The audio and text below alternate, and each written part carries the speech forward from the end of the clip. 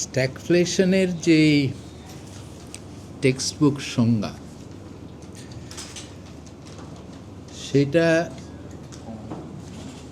সেইটা দিয়ে যদি আমরা বিচার করি যে গ্রোথ নেগেটিভ বা বেকারত্ব বাড়ছে এবং সেই সাথে সাথে মূল্যস্ফীতিও হাই, যেটা নর্মালি থাকার কথা তার চেয়ে বেশি, এই দুটো যদি একই সাথে প্রিভেইল করে, যে নেগেটিভ গ্রোথ এবং হাই ইনফ্লেশন, তাহলে পাঠ্যপুস্তকে এটাকে স্ট্যাগফ্লেশন বলা হয়। কিন্তু উন্নয়নশীল দেশে একটা ক্যাচ আপ গ্রোথ তো থাকেই সবসময়, মানে নেগেটিভ গ্রোথ খুব কম দেখা যায়। তো সেই ক্ষেত্রে স্ট্যাগফ্লেশনের সংজ্ঞাটাও একটু বদলায়, যে যদি প্রবৃদ্ধি নিম্নগামী থাকে এবং যেটা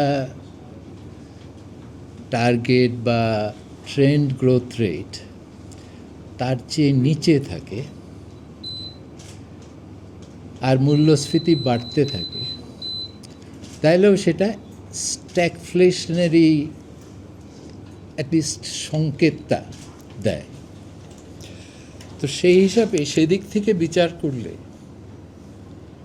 গত 3-4 বছর ধরে, বিশেষ করে আমি বলবো কোভিডের পর থেকে, আমরা দেখেছি মূল্যস্ফীতি হু করে বেড়েছে এবং প্রবৃদ্ধি ধারাবাহিকভাবে কমেছে। মানে অ্যাটলিস্ট ট্রেন্ড লাইনটা আপনি যদি দেখেন, বিবিএসের যে কোয়ার্টারলি জিডিপি ডেটা যেটা বের করা হয়, সেইখানে একটা ডাউনওয়ার্ড স্লোপিং ট্রেন্ড, নিম্নগামী ট্রেন্ড লক্ষ্য করা যায়। মানে যদিও গ্রোথ ইজ পজিটিভ, 3.5 থেকে 4-এর মধ্যে আছে, ইনফ্লেশন এখন হাই সিঙ্গল ডিজিটে আছে। তো সেই হিসাবে আপনার প্রশ্নের জেনারেল অ্যান্সার হচ্ছে হ্যাঁ, আমরা একটা মডারেট স্ট্যাগফ্লেশনারি প্রসেসের মধ্যে দিয়ে যাচ্ছি। তো সেইটাকে আপনার যেটা সেকেন্ড প্রশ্ন, যে হাউ ডু উই, এটাকে আমরা কিভাবে ট্যাকেল করব, সেইটার জন্য কোন ধরনের পলিসি দরকার হবে, এবং সেটার সাথে জ্যোতির যেই প্রথম প্রশ্ন, how do we avoid an ugly equilibrium, যেটা ভাগ করা হয়েছে যে ইনফ্লেশন কমানো এবং আন্তর্জাতিক লেনদেনের ক্ষেত্রে ভারসাম্য ধরে রাখা এবং ফিসক্যাল রিফর্মস। তো এখানে আমি পূর্বশর্তগুলি আগে আমাদেরকে ক্লিয়ার হওয়া দরকার, যে কোনো অর্থনীতি যেই মাটির উপর দাঁড়ায় থাকে, সেই মাটিটা কি শক্ত নাকি চোরাবালি নাকি কাদা ভর্তি, এইটা কিন্তু নির্ধারিত হয় পলিটিক্যাল ইকুইলিব্রিয়াম দ্বারা। মানে ম্যাক্রো ভেরিয়েবলস গ্রো করে on the soil of politics. কাজেই আপনি স্ট্যাগফ্লেশন বলেন বা যেটা $1 ট্রিলিয়ন ইকোনমি, 8% গ্রোথ, এই সবই অপ্রাসঙ্গিক হয়ে যায় যখন রাজনীতির স্থিতিশীল থাকে না। মানে মাটিটা যখন চোরাবালির মতো হয়, তখন আপনি যতই সুস্থ হন না কেন, বা খুব কাদা হয় মাটিতে থাকে, যতই সুস্থ হন না কেন, ওটাতে দাঁড়িয়ে থাকতে পারবেন না, খুব বেশি দৌড়াতেও পারবেন না। কাজে আমরা তো এখন একটা মানে ট্রানজিশন, পলিটিক্যাল ট্রানজিশনের মধ্যে যাচ্ছে, এবং সেখানেও জ্যোতির যেই প্রশ্নগুলি করেছে যে good, bad and ugly, multiple equilibrium, all kinds of possibilities are open. কিন্তু আজকে আমরা এখানে এসেছি, আমরা ধরে নিচ্ছি আলোচনায় যে একটা পলিটিক্যাল নর্মাল যদি থাকে, তাহলেও তো যে 8% গ্রোথ বা স্ট্যাগফ্লেশন চলে যাবে, নিজে নিজে চলে যাবে, এটা তো আমরা ধরে নিতে পারি না। কাজে আমি ওখান থেকেই শুরু করছি, যে ধরে নিলাম যে আমাদের একটা স্মুথ পলিটিক্যাল ট্রানজিশন হলো, সেটা কীভাবে হলো সেই আলোচনা আমরা এখানে যাচ্ছি না, আজকের সেটা বিষয়বস্তু না। তো আমি যদি ধরে নেই যে আমরা মোটামুটি একটা স্থিতিশীল অবস্থায় পৌঁছাতে পারবো, তারপরে কি মানে তারপরে অর্থনীতির ক্ষেত্রে আমাদের কি ঘটতে হবে, which will take us out of this stagflationary situation, এবং আমরা সেই $1 ট্রিলিয়ন ইকোনমির দিকে এগুতে শুরু করব। 8% হয়তো ইমিডিয়েটলি হবে না। বাংলাদেশের যে পোটেনশিয়াল গ্রোথ রেটের যে হিসাবটা, মানে বাংলাদেশ কত প্রবৃদ্ধি অর্জন করতে সক্ষম বর্তমানে যেই প্রাতিষ্ঠানিক কাঠামোটা আছে এবং যেই ধরনের বিনিয়োগ চলছে, যেই ডেমোগ্রাফিক্সগুলো প্রিভেইল করছে, এইগুলোকে ধরে পোটেনশিয়াল গ্রোথ রেটের যে হিসাব একটা করে বিশ্বব্যাংক আর একটা করে IMF, সেখানে কিন্তু আমি 6.5-এর উপরে নাম্বার দেখি নাই। মানে উইচ ইজ পোটেনশিয়াল, আমাদের capability to grow under existing structures. সেগুলি বদলে গেলে, বড় ধরনের সংস্কার হলে পোটেনশিয়াল গ্রোথ রেট চেঞ্জ হয়ে যাবে। সেই জন্য বলছি যে 8% ইজ ভেরি অ্যাম্বিশিয়াস। এটা তো সাস্টেইনড 8% আনটিল 2035 হতে হবে। কিন্তু 8%-এ না গেলেও আমরা যদি 6-6.5-এর মধ্যেও উঠতে চাই, তাহলে কি করতে হবে? সেখানে কিন্তু একটা ইকোনমিক পূর্বশর্ত হচ্ছে যে সামষ্টিক অর্থনীতির স্থিতিশীলতাটা ধারাবাহিকভাবে থাকতে হবে। ম্যাক্রো যদি আনস্টেবল হয়ে যায়, তখন কিন্তু ইকোনমি কর্মচঞ্চলতাটা ঝিমিয়ে পড়ে। কাজেই আমি সেখানে ম্যাক্রো স্টেবিলিটির ক্ষেত্রে আমাদের প্রেক্ষাপটে 3টা বিষয় গুরুত্বপূর্ণ বলে আমার মনে হয়। একটা হলো মূল্যস্ফীতি, দ্বিতীয় হলো বহির্বাণিজ্যের লেনদেনের ভারসাম্য, এবং তৃতীয় হচ্ছে আর্থিক খাতের সুস্থতা, মানে যেই দুর্দশার মধ্যে আছি সেখান থেকে বেরিয়ে আসা। মূল্যস্ফীতির ক্ষেত্রে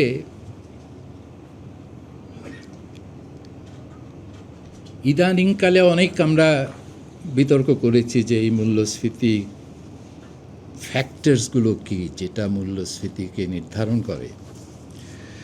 আমি এই জুলাই 2019 থেকে অক্টোবর 2025 পর্যন্ত যেই মান্থলি ডেটাগুলো আছে মূল্যস্ফীতির, এইগুলোর কিছু পরিসংখ্যান ভিত্তিক, মানে যেটা আমরা ইকোনোমেট্রিক মডেলিং বলি, পরিসংখ্যান ভিত্তিক কিছু বিশ্লেষণ করে দেখেছি যে আমরা 1000টা ফ্যাক্টর বলতে পারি, কিন্তু মোটা দাগে মূল্যস্ফীতি কিসের উপর নির্ভর করে, বিশেষ করে এই ইদানিং 2019-এর পর থেকে। সেখানে অনেক ধরনের হিসাব নিকাশ করার পরে একটা রোবাস্ট কনক্লুশন যেটা আপনাদের সাথে আমি শেয়ার করব, হচ্ছে 2টো ফ্যাক্টর। একটা হলো এক্সচেঞ্জ রেট, টাকা ডলার রেট, এইটার সাথে মূল্যস্ফীতির একটা খুবই ঘনিষ্ঠ সম্পর্ক আছে। বিশেষ করে এটা যে আজকে টাকা ডলার রেট যদি বেড়ে যায়, তার মানে এই না যে কালকে মূল্যস্ফীতি বেড়ে যাবে, বা এই মাসে যদি টাকা ডলার রেট বেড়ে যায় এই মাসেই মূল্যস্ফীতি বাড়বে, তা কিন্তু না। কিন্তু আজকে এই মাসে ধরেন টাকা ডলার রেট যদি 1 টাকা বেড়ে যায়, তাহলে আপনি ধরে নিতে পারেন যে আগামী 4-5-এর মধ্যে, এবং সেই জায়গায় যদি থাকে, যেমন এখন 122-23-এর মধ্যে আছে, যদি 124-25-এ উঠে যায়, তাহলে আপনি ধরে নিতে পারেন যে আগামী 5-6 মাসের মধ্যে মূল্যস্ফীতিতে অন্তত 30-40 বেসিস পয়েন্ট বৃদ্ধি ঘটবে এবং সেইটা এই টাকা ডলারের যদি ওই পর্যায়ে থাকে সেটা আর নামবে না। এবং আমাদের মূল্যস্ফীতির একটা প্রবণতা, স্ট্যাটিস্টিক্যাল প্রবণতা খুবই লক্ষণীয়। সেটা হচ্ছে যে এটা নিজের উপর খুব বেশি নির্ভর করে। মানে আগামী মাসে কী মূল্যস্ফীতি হবে এইটার যদি আপনি একটা ফোরকাস্ট করতে চান, তাহলে এই মাসের মূল্যস্ফীতিকে 0.85 দিয়ে গুণ করলে একটা গেস আপনি করতে পারবেন। মানে পারসিস্টেন্স আমরা এটাকে বলি, যে আগামীর মূল্যস্ফীতি অতীতের মূল্যস্ফীতির উপরে খুব ঘনিষ্ঠভাবে নির্ভর করে। তাহলে এখন প্রশ্ন আসে যে এই যে অতীতের উপর, মানে মূল্যস্ফীতি নিজের অতীতকে ভুলে না, তো এইটা কারণটা কি? তো এইখানে একটা কারণ তো আমি আপনাকে বললাম, যদি এক্সচেঞ্জ রেট কন্টিনিউয়াসলি আপনার ডেপ্রিসিয়েট করতে থাকে তাহলে তো মূল্যস্ফীতি বাড়তে থাকবে। কিন্তু আরেকটা বড় কারণ আছে, যেটা হলো কাঠামোগত কারণ, স্ট্রাকচারাল। এবং মূল্যস্ফীতির বিশ্লেষণে আমি যেটা পেয়েছি সেটা হচ্ছে এই যে পারসিস্টেন্সটা মূল্যস্ফীতির, সেটা আসছে কোত্থেকে? এটা আসছে মূলত খাদ্য মূল্যস্ফীতি থেকে। এবং এই খাদ্য মূল্যস্ফীতির পারসিস্টেন্সটাই সবচেয়ে বেশি। তো সেইখানে আমি আর ওই টেকনিক্যাল ডিটেইলসে যাচ্ছি না। যেটা আমার কাছে মনে হয়, এই যে খাদ্য মূল্যস্ফীতি একবার বাড়লে, ধরেন পেঁয়াজের দাম 80 থেকে 170 উঠে গেল হঠাৎ করে, পরে আবার ধরেন আপনারা মিডিয়ারা গিয়ে বাজারে হইচই শুরু করবেন, আবার ভোক্তা অধিকার কমিশন যাবে, বকাবকি করবে, তারপরে এটা একটু নেমে যাবে। কিন্তু এই যে 80 থেকে 170 উঠলো, এটা কিন্তু 80-তে ফেরে না। ওইটা পরে ধরেন 30 টাকা নেমে গেলো, তখন আবার আপনার হেডলাইন, হ্যাঁ পেঁয়াজের দাম কমে গেছে, 30 টাকা কমে গেছে। কিন্তু 80 থেকে উঠে যে এটা 140-এ এখনও আছে, সেই জায়গায় থেকে যায়। মানে এটার ওই ডাউনওয়ার্ড যে রিজিডিটি, একবার যদি উঠে যায় মূল্যস্ফীতি, যত তাড়াতাড়ি ওঠে, মানে আজকে যদি টাকা ডলার রেট 1 টাকা বেড়ে যায়, মূল্যস্ফীতি যেই গতিতে উঠে যাবে, আবার টাকা ডলার রেট যদি 1 টাকা কমে যায় সেই গতিতে কমবে না। এটাই হচ্ছে স্টিকিনেস অফ ইনফ্লেশন বাংলাদেশ। কাজে এখানে পলিসির যে ভূমিকাটা, যে এই মূল্যস্ফীতির এই যে স্টিকিনেস, ফুড প্রাইস, এইটার পেছনে কারণ কিন্তু সাপ্লাই সাইডে, ডিম্যান্ড সাইডে না। এবং সাপ্লাই সাইডের যে কারণ, তার মধ্যে আমার কাছে মনে হয়, এখানে অবশ্য কোয়ান্টিটেটিভ অ্যানালিসিস করা খুব ডিফিকাল্ট, কিন্তু অ্যানেকডোটালি আমরা যেগুলো দেখি সেখানে একটা হলো চাঁদাবাজি, এক্সটোরশন, যেটা একটা ট্যাক্সের মতো কাজ করে। মানে ইকোনমিক্যালি এই চাঁদাবাজি আর ট্যাক্স একই, দের ইজ নো ডিস্টিংশন। কেন এখন কী ধরনের ট্যাক্স, এটা কি ভ্যাটের মতো না এক্সাইজ ডিউটির মতো, ওটা নিয়ে আমরা বিতর্ক করতে পারি। কিন্তু এই এক্সটোরশন ট্যাক্সের যেই বৈশিষ্ট্যটা অ্যানেকডোটালি লক্ষ্য করা যায়, সেটা হচ্ছে এটা প্রত্যাশিত মূল্যস্ফীতির উপর নির্ভর করে।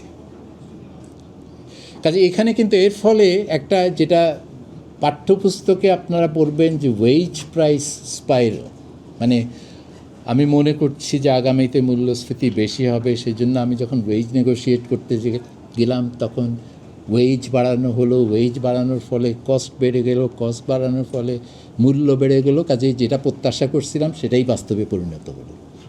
মানে সেলফ ফুলফিলিং প্রফেসি যেটা বলে।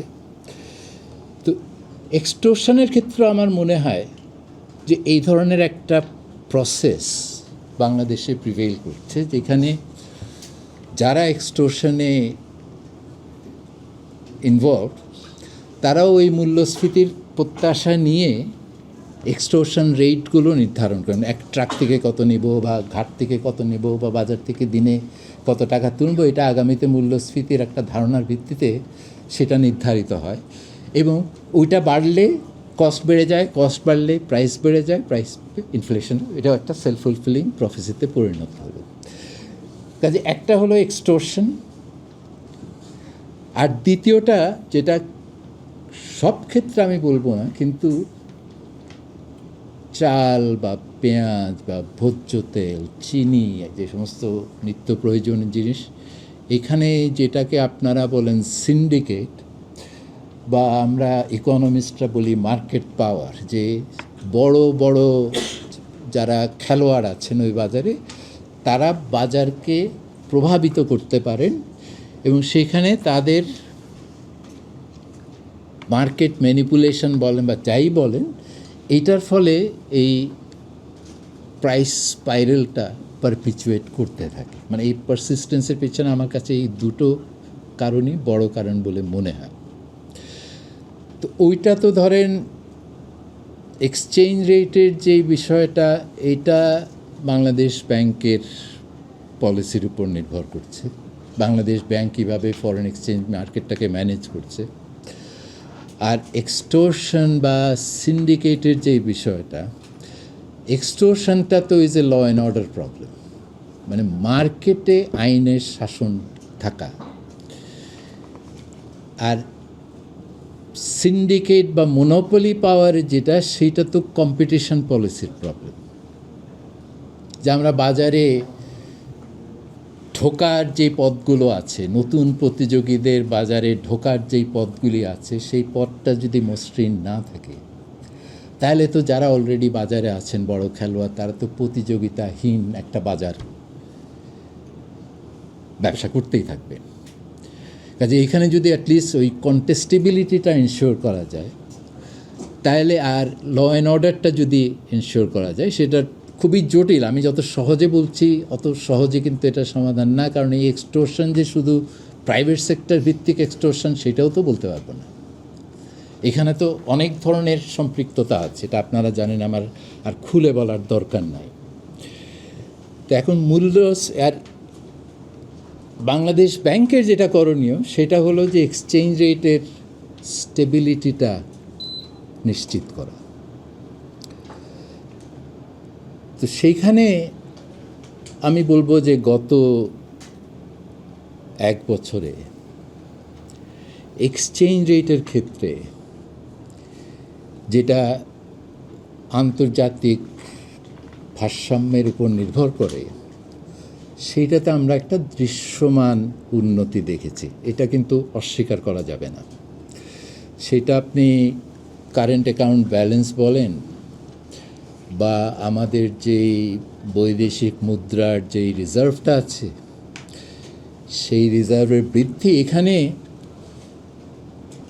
তিনটা ফ্যাক্টর কাজ করেছে এই উন্নতির পেছনে।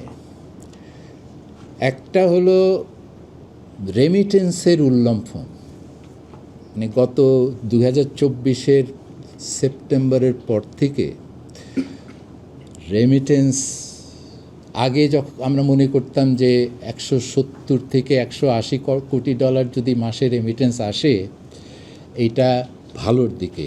150-এর নিচে গেলে আমরা বলতাম এটা ভালো হয়নি। এখন কিন্তু 230 কোটি ডলার যদি মাসে আসে, তখন মুখ কালো হয়ে যাবে। কারণ ইদানিংকালের যে টেন্ডেন্সি আমরা দেখতেছি, যে অ্যাভারেজটা হলো 250 কোটি। এই মাসে প্রথম 20 দিনেই কিন্তু আমরা 200 কোটি ছাড়িয়ে গেছি রেমিটেন্সের ক্ষেত্রে। কাজে এই যে রেমিটেন্সের পথ দিয়ে ফর্মাল চ্যানেলে যে এত বড় ধরনের একটা বৈদেশিক মুদ্রার যোগান আসছে, এটা কিন্তু এই ফরেন এক্সচেঞ্জ মার্কেট স্টেবিলাইজেশনে একটা বড় ভূমিকা রেখেছে। এইটার পেছনের বড় কারণ আমার যেটা মনে হয়, সেটা হচ্ছে অর্থ পাচারের ভাটা। এবং অর্থ পাচারে যে ভাটা পড়েছে, সেইটার মেইন কারণ হচ্ছে যারা অর্থ পাচার করতেন তাদের অনেকেই নিজেরাই পাচার হয়ে গেছেন, আবার অনেকেই দেশে থাকলেও নাই, মানে ওই ক্ষমতার সাথে তাদের সংযোগটা নাই, যার ভিত্তিতে এই পাচারের অর্থটা যোগান হতো।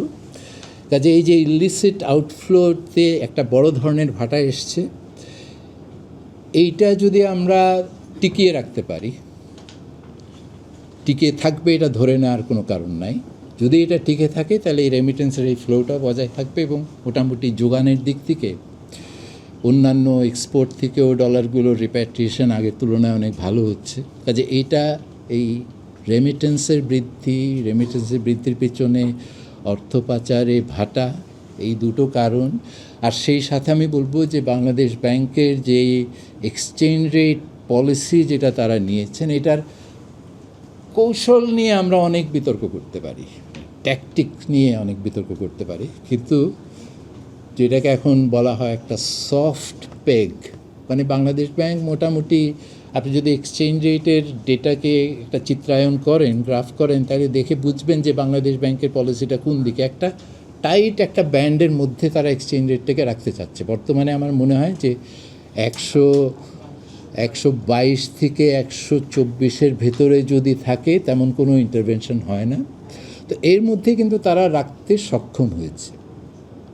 আমদানির দুর্বল ছিল, সেটাও একটা হেল্প করেছে সেখানে, কিন্তু যোগানের বৃদ্ধিটাই মেইন। এবং তাদের পলিসিটাও আগের মতো যেভাবে আরবিট্রারি ইন্টারভেনশনস করা হতো, ওই ধরনের ইন্টারভেনশনস এখন আর নাই। তো সেজন্যই বলছি যে এই বৈদেশিক লেনদেনের ভারসাম্যের ক্ষেত্রে আমরা একটা দৃশ্যমান উন্নতি গত 15 মাসে দেখতে পেয়েছি। আশা করি এগুলো আগামীতেও টিকে থাকবে। এবং এইভাবে যদি এক্সচেঞ্জ রেটটাকে ম্যানেজ করা যায়, স্টেবল রাখা যায়, আর বাজারের যে কাঠামোগত সমস্যা সেখানে যদি কোনো ফার্দার অবনতি না হয়, তাহলে আমার প্রেডিকশন হচ্ছে যে বর্তমানে যেটা 8.3% ইনফ্লেশন আছে, মানে সব কিছু যদি একই রকম থাকে, তাহলে এটা কিন্তু ধীরে ধীরে কমতে থাকবে, সময় লাগবে। সেই জন্য ইদানিংকালে যে সরকার যে টার্গেটটা রিভাইজ করেছেন, যে তারা 6.5 থেকে 7-এর উপরে উঠিয়েছেন, আমার মনে হয় এটা বাস্তবতাকে স্বীকৃতি দেওয়া, এটা যৌক্তিকতা আছে। কারণ আগামী 6 মাসের মধ্যে ওই 7-এর নিচে ইনফ্লেশন যাওয়ার তেমন কোনো সম্ভাবনা আমরা দেখছি না। তবে কমার একটা টেন্ডেন্সি থাকবে যদি এক্সচেঞ্জ রেট স্টেবিলিটিটা মেনটেন করা যায়, আর বাজারের কাঠামোগত যে সমস্যার কথা আমরা বলেছি সেখানে কোনো অবনতি না হয়।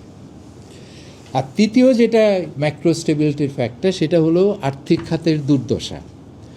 এবং আর্থিক খাতের দুর্দশার ক্ষেত্রে দুর্দশাকে যদি আমরা ওই নন পারফর্মিং লোন দিয়ে মাপি, ওটাকেই যদি বড় মোটা দাগের সূচক হিসাবে ধরি, তাহলে কিন্তু এটাতে এখনও তেমন ঘুরে দাঁড়ার কোনো চিহ্ন এখনও লক্ষ্য করা যাচ্ছে না। যদিও আর্থিক খাতে কিন্তু ফাইন্যান্সিয়াল রেগুলেশন বলেন বা স্ট্রাকচারাল রিফর্মস বলেন, এখানে বেশ কিছু কাজ ইদানিংকালে হয়েছে এবং প্রক্রিয়াধীন আছে। মার্জারের কথা আপনারা সবাই জানেন, কিন্তু দুর্দশা এখনও কাটেনি। যেটা স্বস্তির জায়গা সেটা হচ্ছে হয়তো দুর্দশার গভীরতাটা আরও নিচের দিকে যাচ্ছে না।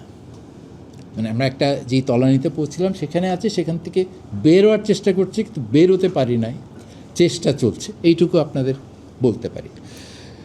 লাস্টলি আমি যেটা বলবো যে ম্যাক্রো স্টেবিলিটি যদি থাকে, পলিটিক্যাল স্টেবিলিটি থাকবে, তারপর ম্যাক্রো স্টেবিলিটি যদি থাকে,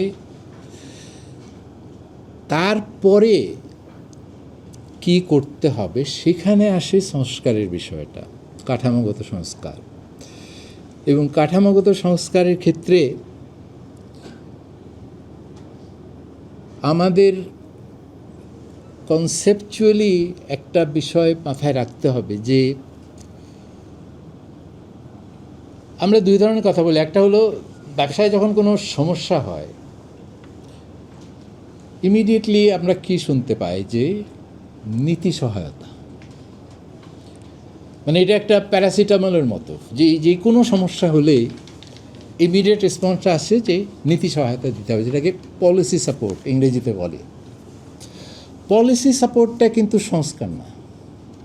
পলিসি সাপোর্ট একটা পেইন কিলারের মতো, যে আপনার একটা রোগ হয়েছে, সেটাতে ব্যথা বেড়েছে, সেই ব্যথাকে প্রশমিত করার একটা সাময়িক হচ্ছে একটা পেইন কিলার দিলাম, কিন্তু চিকিৎসাটা না করলে রোগটা সারবে না। এই পলিসি সাপোর্ট দিয়ে ওই চিকিৎসাটা হবে না। রোগ চিকিৎসা হয় যদি স্ট্রাকচারাল রিফর্মটা হয়, কাঠামোগত সংস্কার, যেটা বলতে আমরা বোঝাই প্রাতিষ্ঠানিক যেই দুর্বলতাগুলি আছে বিভিন্ন প্রতিষ্ঠানের, আমাদের ক্ষেত্রে ধরেন এনবিআর বলেন বা চট্টগ্রাম বন্দর বলেন, বিডা, এই ধরনের taxation, banking sector, energy, business regulation, এগুলোকে বলছি আমি কাঠামোগত সংস্কার। এখানেই যেই প্রবলেমগুলো আছে, কিন্তু আমাদের যেটা আমার মনে হয় এখানেও আমরা একটা ট্র্যাপের মধ্যে পড়ে গেছি। কারণ এই যে প্রাতিষ্ঠানিক দুর্বলতা বিভিন্ন ধরনের, সেইটার ম্যানিফেস্টেশনটা কোথায় আমরা দেখতে পাই? সেটা দেখতে পাই যে কস্ট অফ ডুইং বিজনেসটা, ব্যবসা করতে গেলে যেই সময় বা খরচ, সেটা অনেক বেশি, এটা হাই।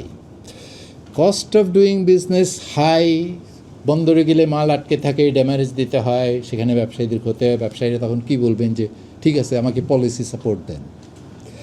তো cost of doing business high দেখে আমরা পেইন কিলার্সগুলি দিচ্ছি, পলিসি সাপোর্ট দিচ্ছি, আবার ওই পেইনটা কমে গেলে ডাক্তারের কাছে যাওয়ার তাগিদটাও কমে যায়। তো সেই কারণে আবার স্ট্রাকচারাল রিফর্মও ঝিমিয়ে পড়ে।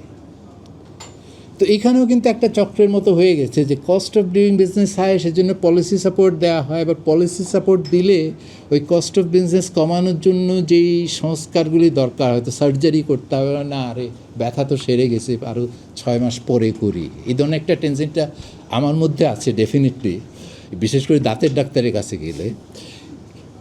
কিন্তু এটা জেনারেলি একটা হিউম্যান নেচার। তো এইখান থেকে বেরিয়ে আসতে গেলেও তো আমার কাঠামোগত সংস্কারগুলোকে বেশি জোর দিতে হবে। আমাদের আমি লাস্ট পয়েন্টটা এখানে যেটা বলতে চাই সেটা হলো যে গত 15 মাসে কাঠামোগত সংস্কারের ক্ষেত্রে যে অভিজ্ঞতাটা আমাদের হয়েছে, সেই অভিজ্ঞতা থেকে আমরা কি শিখেছি? কারণ বড় বড় কাঠামোগত সংস্কার, আমি দুটোর কথা উল্লেখ করতে চাই এখানে। একটা হলো এনবিআরের পৃথকীকরণ, অনেক দিনের একটা অর্থনীতিবিদ, আন্তর্জাতিক প্রতিষ্ঠানগুলো রেকমেন্ড করে আসছে যে পলিসি এবং ট্যাক্স অ্যাডমিনিস্ট্রেশনকে আলাদা করা দরকার, স্বার্থের দ্বন্দ্ব আছে, সেজন্য রেভিনিউ কালেকশন ভালো হয় না, ট্যাক্স পলিসিও ভালো হয় না। এই সংস্কারটা যখন অর্ডিন্যান্সটা জারি হলো, তারপরে গত জুন মাসের অভিজ্ঞতা, জুন জুলাইয়ের অভিজ্ঞতা তো আপনারা নিশ্চয়ই মনে আছেন যে কী ধরনের প্রতিরোধ আমরা সেখানে দেখেছি। এইটা তো অপ্রত্যাশিত ছিল না, এটা তো এক্সপেক্টেড ছিল। আর সেকেন্ড যে কাঠামোগত সংস্কার ইদানিংকালে, চট্টগ্রাম বন্দরের কন্টেইনার টার্মিনালগুলো ইজারা দেওয়া, লিজ দেওয়া, টার্মিনালগুলোতে যে প্রবলেম আছে, জট আছে, সময় লাগে, মাল পড়ে থাকে, নষ্ট হয়, ড্যামারেজ দিতে হয়, ফ্যাক্টরি চলতে পারে না, এগুলো তো কেউ অস্বীকার করবে না। একটা মাফিয়া চক্র সেখানে কাজ করছে, এগুলোকে কেউ অস্বীকার করতে পারবে যে বর্তমান স্টেটাস কোটা গ্রহণযোগ্য স্টেটাস কো না? কাজে এটার দক্ষতা বাড়াতে হবে, এটা নিয়ে তো আমার মনে হয় কোনো বিতর্ক হতে পারে না। কিন্তু তারপরেও এটার দক্ষতা বাড়ানোর জন্য আন্তর্জাতিক মানের, যাদের গ্লোবালি রেপুটেশন আছে যে তারা এই ধরনের বন্দর পরিচালনা করতে, বন্দর ব্যবস্থাপনায় তারা দক্ষ, তাদের সাথে যখন আমরা চুক্তি করতে গেলাম, সেখানেও একটা রেজিস্ট্যান্স, প্রতিরোধ আপনারা দেখেছেন, আপনারা সবাই জানেন। তো এটাও কিন্তু এক্সপেক্টেড। এখানে এটা আমার ইস্যুটা হচ্ছে যে কাঠামোগত সংস্কার করতে গেলেই এখানে কেউ কিছু উইনার্স থাকবে, কিছু লুজার্স থাকবে। ওই সংস্কারের কারণে যারা বর্তমান অবস্থার সুবিধাগুলো পাচ্ছেন তারা তো ক্ষতিগ্রস্ত হবে, এবং তারা ক্ষতিগ্রস্ত হলে আমি যদি তাদের জায়গায় থাকতাম, আমিও হয়তো রাস্তায় গিয়ে দাঁড়ায় যেতাম যে আমার প্রতিষ্ঠান তো এখন একটা বিপদের সম্মুখীন হচ্ছে। তো এইটা তো ম্যানেজ করতে হবে। পলিটিক্যাল ইকোনমি, একটা রেজিস্ট্যান্স আসবে স্ট্রাকচারাল রিফর্মসের, এটা ধরে নিতে পারেন যে কোনো এমন স্ট্রাকচারাল রিফর্ম আইডেন্টিফাই করা খুবই কঠিন যেটা সবার জন্য একটা উইনিং প্রপোজিশন। এই উইন উইন সিচুয়েশন আমরা বলি, এটা কিন্তু তাত্ত্বিক। বাস্তবে কিন্তু কোনো না কোনো লুজার্স এখানে থাকবে, এবং যেহেতু লুজার্সরা ইনকামবেন্ট, তাদের শক্তিও থাকে, প্রতিরোধ করার শক্তিটাও থাকে। কাজে এই স্ট্রাকচারাল 8% গ্রোথ, $1 ট্রিলিয়ন ইকোনমি যেটা জ্যোতি স্বপ্ন দেখাচ্ছে, সেই পথে আমরা যদি পলিটিক্যাল স্টেবিলিটি 1 নম্বর, দ্বিতীয় ম্যাক্রো স্টেবিলিটি, তৃতীয় হচ্ছে সংস্কার, সেই সংস্কারের পলিটিক্যাল ইকোনমি যদি আমরা ম্যানেজ করতে না শিখি, তাহলে কিন্তু আমার মনে হয় না বাংলাদেশ ওই যে ব্যাড আগলি ইকুইলিব্রিয়ামের কথা যেটা বলছে, পলিটিক্যাল ইকুইলিব্রিয়ামটাও তো আগলি হতে পারে, কিন্তু আমার মনে হয় বেস লাইন ফোকাস যেটা, সেটা হচ্ছে যে আমরা মানে একেবারে আনস্টেবলও না আর পুরাপুরি স্টেবলও না, ওই ধরনের একটা নতুন নর্মালের দিকে হয়তো যাব। কিন্তু এই কাঠামোগত সংস্কার যদি না এগোয়, তাহলে ওই 5-4 এই রেঞ্জেই গ্রোথটা থাকবে। ওই 2035-এর মধ্যে $1 ট্রিলিয়ন ইকোনমিতে পৌঁছানো সম্ভব হবে না। এবং শুধু $1 ট্রিলিয়ন ইকোনমিতে পৌঁছালে তো হবে না, এখানে তো অন্তর্ভুক্তির ব্যাপারটা খুবই গুরুত্বপূর্ণ। যে আপনি $1 ট্রিলিয়ন যে হবেন, এটা ওই $1 ট্রিলিয়ন যাবে কার কাছে?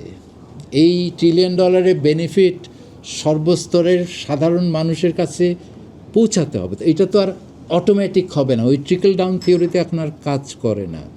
কাজে সেখানেও তো আপনার সংস্কার দরকার হবে, বিশেষ করে লেবার মার্কেট রিফর্ম সেখানে বিকামস ভেরি ইম্পর্ট্যান্ট। তা আমি এই বলেই শেষ করছি। Thank you.